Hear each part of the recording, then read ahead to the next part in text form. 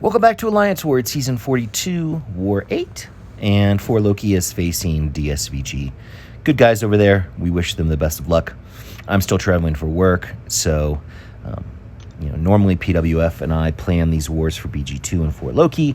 He's been taking a lion's share of the responsibility for that just because of my work stuff, and I love him and I appreciate it. So this war, I'm going to be bringing 2 of the same champs from last war, Valkyrie and Void, but I'm going to be adding iDoom to the mix. Starting off on path 5A, ebb and flow knockdown path. We have a thing here. Don't really want a heavy with Valkyrie because doing so will convert all of your buffs into like the intimidating debuff, and then you have to sort of start over again.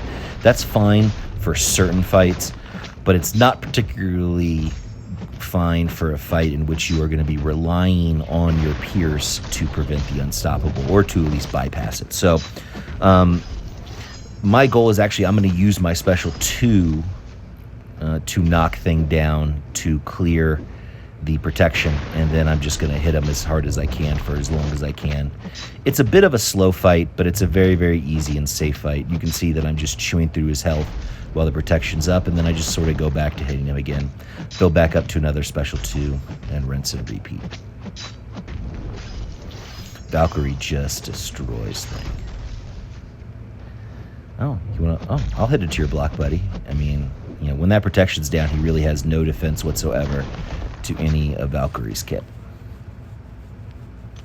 All right, next up on 5A, we have the obligatory Mordo. This might be the most common placement for Mordo on the entire map. And ordinarily, you send a Doom to fight Mordo, right? Pretty easy stuff. Well, I needed iDoom, so let's see if iDoom can fight Mordo just as effectively as regular Doom. And the answer is, yeah, pretty much. We just got to bait some specials out of this guy, and we should be completely fine and safe.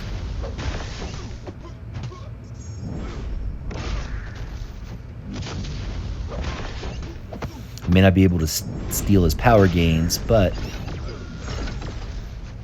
I could knock him down whenever I want, as long as I stay away from the heavy hitter.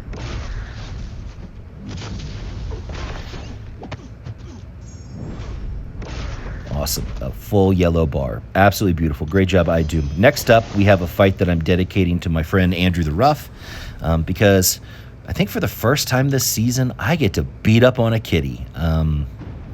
For those in 4 Loki, I'm not a big kitty fan. I think she's a great champ at all. I just think that she's a high wire act. She doesn't have a tremendous amount of health, and if you make a mistake while playing with her, you're gonna die. I've seen a lot of dudes die with Kitty over the years that are great players that if they had probably used a different champ would not have died into that fight. So I don't assign Kitty. Other planners do, but I don't. There's always someone that I feel is a little bit safer. And so I get to take out my revenge on her with this iDoom, who absolutely melts him. This is the hazard shift node that he's got both immunities for, so it's an easy fight. All right, next up, whoa boy, this is the first of 2 clown near disasters this war. It's Jessica Jones on the power snack node. My plan for this fight was to build up just below my 10 on my combo meter, and then Dex to trigger the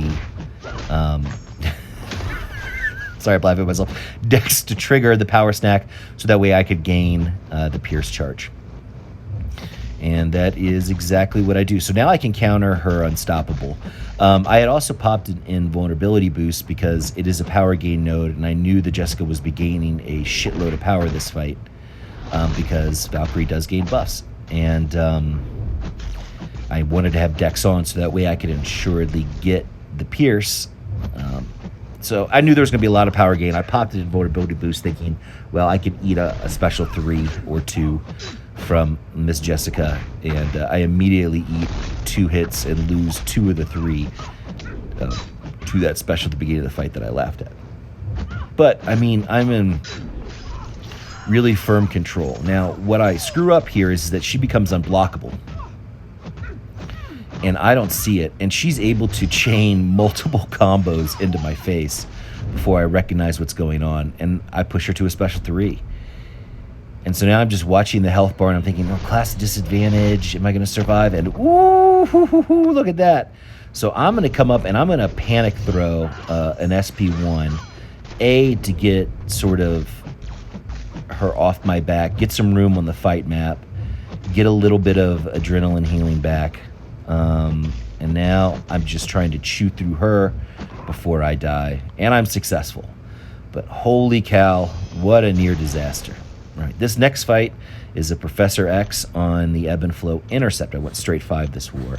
And I'll dedicate this fight to Manuel, who officer in BG3 who loves using Professor X.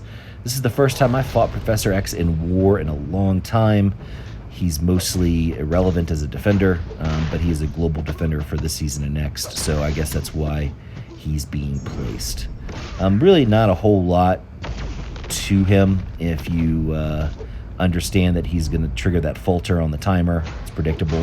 You can play around it, baiting a heavy or a special, and then punishing one time just to sort of reset it. Or you can use a champs that don't miss. iDoom is not a champ that prevents miss. However, he is a champ that absolutely smokes mutants. So I just got to get a couple intercepts.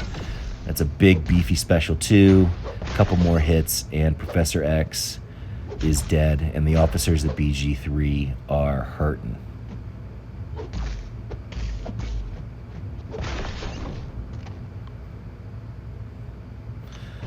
All right, next fight. We have this Moleman, the second part of the Ebb and Flow Intercept, and this fight is this is not a great war for me.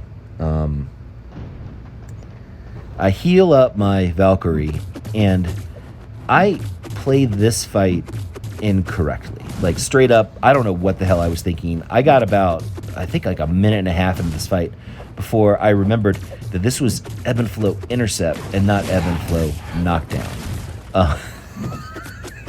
For some reason in my head, when I went into this fight, I was like, oh, Ebb and Flow Knockdown. And it's not Knockdown, it's Intercept. So I didn't really realize until I knocked him down, I didn't remove the protection right here. And then I was like, oh, you idiot.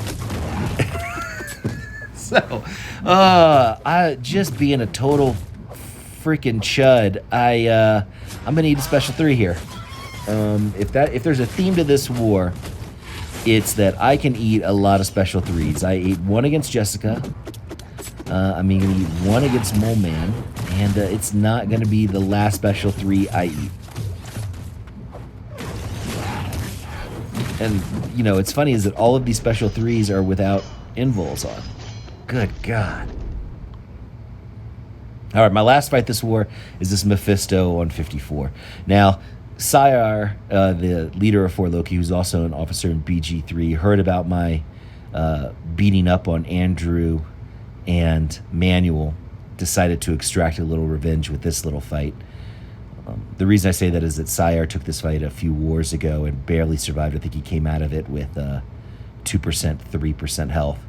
And so the only thing that poor clown can do is say, hold my beer, because I think I'm going to come out of this fight. Well, you'll see. The main problem I have here is that this fight starts off very, very smoothly. And then I think this is the last special he throws for a while. He just stops throwing specials. And so I had used, obviously, a power start 1 boost because I want to get those debuffs up as quickly as possible. And so here is yet another special 3 I'm going to be eating to the face. Now, Diablo's special 3s aren't too terrible. As you can see, it's not a big chunk of health, so that's fine. But I'm sort of backed up into the corner. I've got a Dex giving him power. He, of course, triggers his power gain. And he is almost back up to another special 3, but he miraculously throws an SB2 instead. So now I'm just trying to get out of the corner. I hit him with a special 1 just to get some distance. Oh, look, I'm right back in the corner. I'm going to be spending most of this fight in the freaking corner because he's already back up above 2 bars of power. And I'm just hoping that my intimidating present debuffs and the damage that comes with him is going to get him down. And so I am just sort of quaking in the corner, for lack of a better term. I got to be really on with my dexes of his heavies. I was hoping that I could get him to back up and then I could get in and hit a block.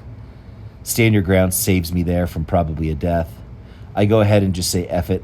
I'm just going to see if I can get him down. Push him to another special 3, and I'm looking at my health bar, and I don't know, man. I don't know.